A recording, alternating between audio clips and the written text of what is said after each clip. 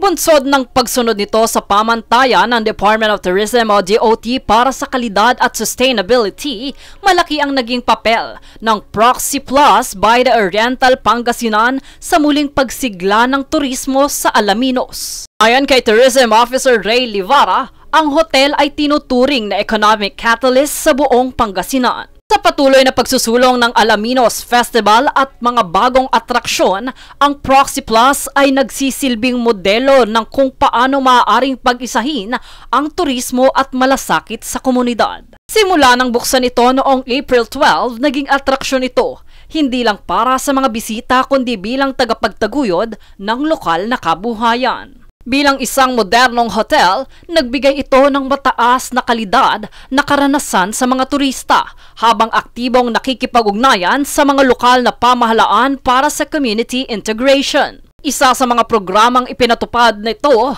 ay ang farm-to-table concept, kung saan direktang kinukuha ang mga sangkap mula sa mga lokal na magsasaka at mangingisda. Katuwang din ito ng mga lokal na vendor at service providers, kabilang ang mga bangkero, souvenir shops at street vendors, na ngayoy nakakaramdam ng pag-angat sa kita. Ayon sa Proxy Plus, ang kanilang kabuhayan ay hindi lamang para sa ekonomiya, kundi para sa turismo at mga lokal na manggagawa ng Pangasinan. Jade Buhoy, nag-uulat para sa Golden Nation Network.